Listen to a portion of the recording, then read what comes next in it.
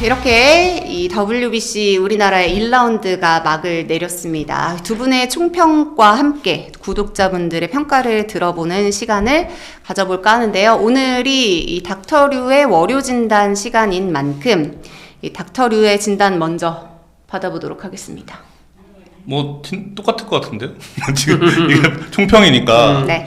사실 그 이번 대회를 통해서 17년 만에 그러니까 2라운드라고 그러죠? 네. 본선이라는 표현 쓰는 게 아니고 2라운드. 2라운드를 네. 진출했는데 이제 되게 희망적인 요소가 네. 반대로 이제 숙제도 같이 볼 수 있는 그런 경기였던 것 같습니다. 그래서 이게 보면 그 타격은 최근 국제 대회 중에서 가장 좋은 것 같아요. 그 멤버도 좀 되게 짱짱하고 이 백업 그 후보 선수도 다 기대가 되는 15명 엔트리에 있는 야수들이 다 기대가 되는 선수들이었습니다. 그러니까 네. 송성문이나 김하성이 빠져도 그 티가 이게 별로 안 났던 그 야수진이었던 것 같아요. 근데 반면 투수는 이번엔 뭐 부상이 3명이 있었지만 조금 약하다.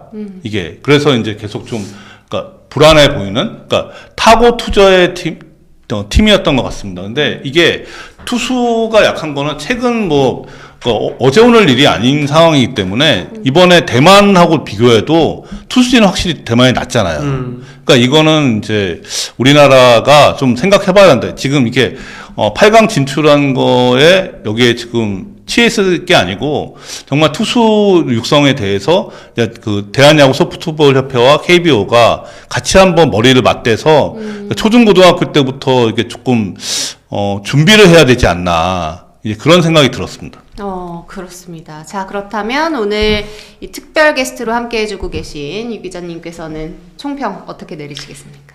아직 대회가 끝난 게 아니기 때문에요. 뭐 총평이라고 하기에는 아직은 조금 섣부르다. 왜냐면은 2라운드 혹은 또 그 이유가 될 수도 있고 또 경기를 봐야 되기 때문에 어떻게 좀 결과가 나올지 최종 결과가 나올지는 좀 봐야 되겠습니다만 뭐 저도 사실 이제 단장님과 비슷한 부분은 아무래도 투수 쪽. 네. 그러니까 노경원 선수와 류현진 선수가 이번에 베테랑으로서 구심점 역할을 잘해준 건 사실 맞는데 결국엔 좀 베테랑 선수들을 결국엔 부를 수밖에 없었던 이유에 대해서 조금은 이제 한번 곱씹어 봐야 되는 부분이 사실은 있죠. 그러니까 젊은 투수들을 이제 뭐 APBC나 저 프리미어십이나 지난해 평가전이나 두루 좀 활용을 했었잖아요. 그러면서 젊은 투수들을 어떤 투수를 찾아내고 또 써야 되고 이런 것들을 확인을 했는데 그럼에도 불구하고 베테랑의 필요성을 느꼈기 때문에 지금 베테랑 선수들을 부른 건데 좀 젊은 선수들의 기량이 조금씩 더 올라와야 조금 이제 우리가 국제 경쟁력을 좀 보여줄 수 있지 않을까라는 생각이 들고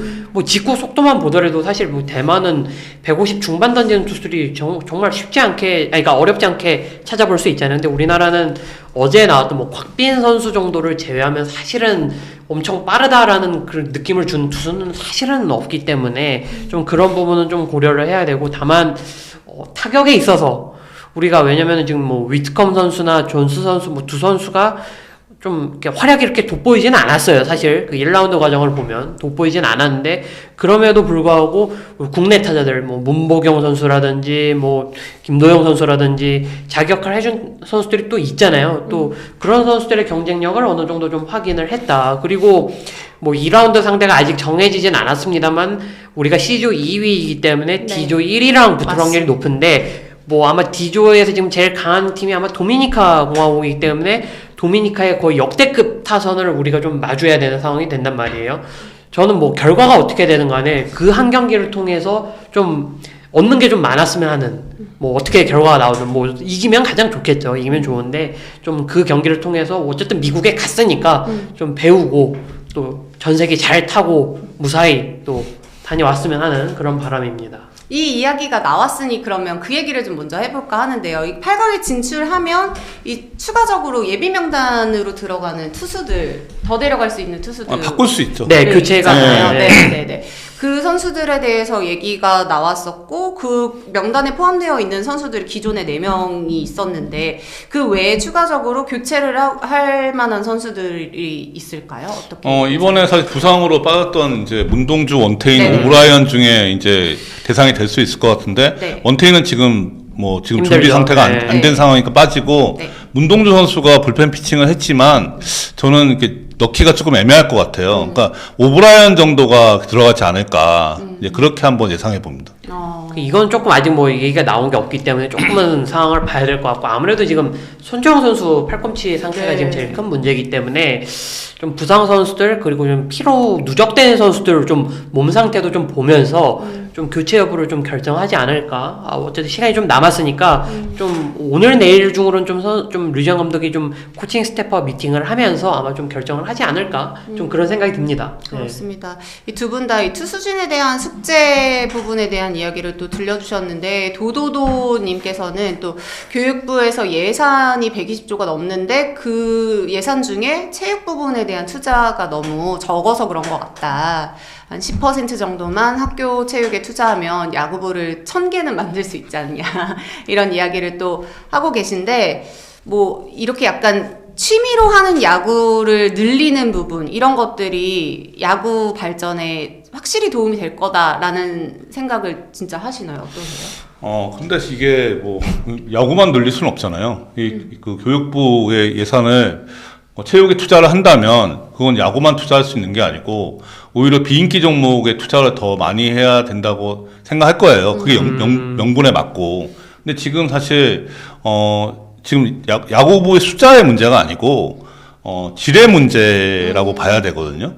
그러니까 야구부는 더 많이 늘었어요. 과거에 비해서 많이 늘었는데 사실 이게 수업을 이렇게 학교 정상화 이게 뭐라고 표현해야 될지 모르겠네. 하여튼 수업을 듣게 하는 구조잖아요. 고등학교하고 대학교하고 맞습니다. 그러다 보니까 이게 오히려 이게 선수들이 애매하게 된 거예요. 이게 공부를 하는 것도 아니고 운동을 하는 것도 아니고 그러니까 절대적인 훈련량이 상당히 좀 부족한 상황입니다.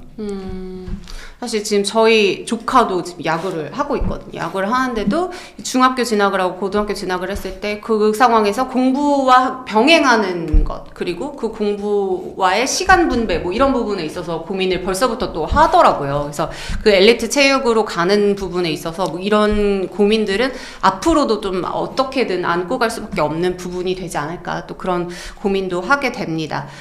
자, 그리고 우리가 이 조별리그에서 일본과 함께 하는 상황이었기 때문에 이런 질문은 또 피해갈 수가 없을 것 같습니다. 이제 우리에게 일본은 넘지 못할 벽이 되는 것인가? 라는 질문, 이런 기사들은 또 이 조별리그가 끝난 뒤에 계속 쏟아져 나오지 않을까 싶은데요. 이번 대회에서 어떻게 희망을 봤다고 해야 할까요? 아니면 넘지 못할 벽이 되었다고 봐야 할까요? 어떻게 생각하시나요?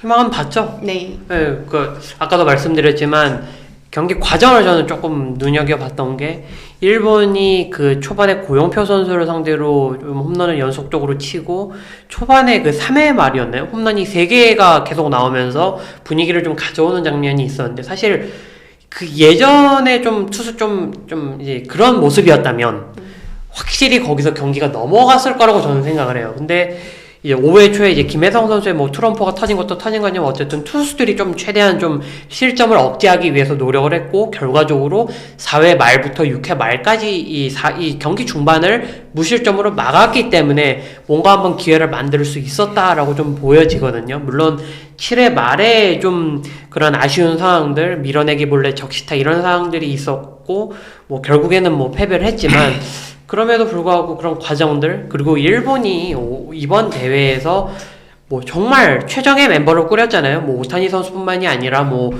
스즈키 세이야, 뭐 요시다 마사타카, 뭐 오카모토 가즈마, 뭐 정말 많은 정말 이 톱 타자들이 다 나온 상황에서 우리가 그 정도의 경기력을 보여줬다. 이거는 충분히 박수를 보낼만 하다. 하지만 왜 벽을 넘지 못했는가 이 차이가 있었잖아요. 결국에는 그 차이에 대해서는 조금은 한번 되돌아볼 필요가 있다. 좀 이렇게 좀 정리를 하고 싶습니다. 네. 결정적인 그 한 끗 차이를 넘어서는 뭔가가 필요하다라는 말씀이신 것 같고요. 단장님.